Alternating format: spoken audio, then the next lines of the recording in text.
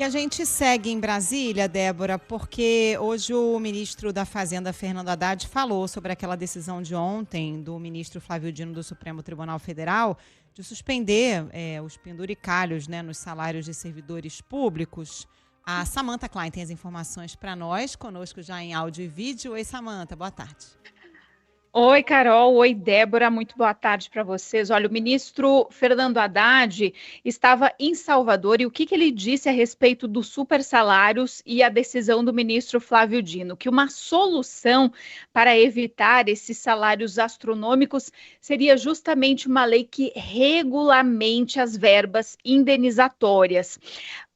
Haddad ainda lembrou que essa decisão do ministro Flávio Dino vai de encontro à lei, portanto, disse que ela é benéfica, enfim, faz bem para todos os três poderes. Ele também afirmou que há bastante tempo vem defendendo que haja critérios claros, transparentes com relação à liberação dessas verbas indenizatórias, porque, segundo ele, nos últimos anos, o que aconteceu? Uma verba indenizatória serve justamente para ressarcir um servidor que esteja em função e que teve despesas. Exemplo, uma despesa para viagem. Mas o que ele ressaltou? Que nos últimos anos houve uma deturpação desse caráter original, se tornando aí uma espécie de aumento indireto de vencimentos.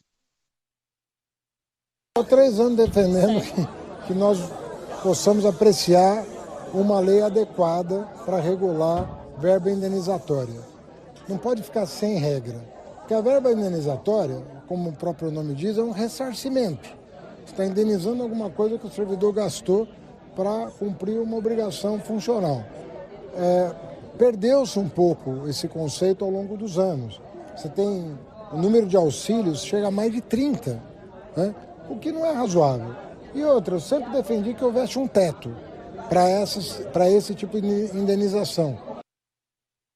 Também aumentou a pressão sobre o presidente Lula para vetar os projetos aprovados nesta semana que trazem aí benefício fura-teto para alguns cargos da Câmara e do Senado.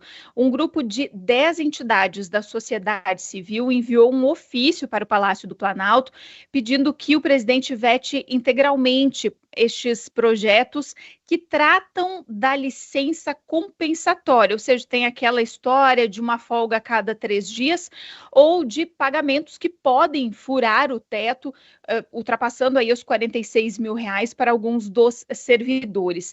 Essas entidades, elas argumentam o quê?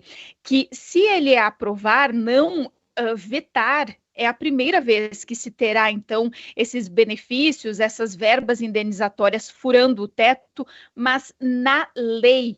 Porque, em geral, aqueles benefícios como auxílio paletó, auxílio iPhone, auxílio panetone, por exemplo, que o próprio ministro Dino citou na sua decisão, não estão na lei, eles estão fora da lei. E, ao tornar lei, poderá haver aí um risco de, não somente aumento de gastos públicos, mas também de decisões em cascata em todos os estados. Com vocês.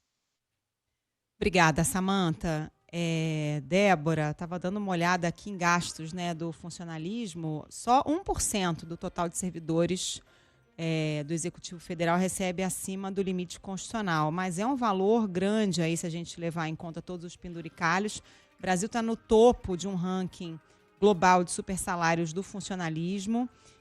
Só o Judiciário, em 2024, gastou 6 bilhões e 700 milhões de reais em remunerações acima do teto, segundo um levantamento com base em dados do Conselho Nacional de Justiça, que foi feito pelo jornal o Globo no ano passado. Na média, o pagamento acima do teto por juiz foi de R$ 270 mil em 2024. Então, é muito dinheiro, né? E esses auxílios aí, auxílio peru, auxílio panetone, auxílio iPhone, auxílio paletó, isso não é figura de linguagem, né? Eles existem mesmo. E mostra a desigualdade, só reforça, na verdade, né? A desigualdade que a gente vive nesse país, quando a gente observa que só 1% do funcionalismo que tem esses benefícios, né? E que custam aos cofres públicos. É a gente que paga isso.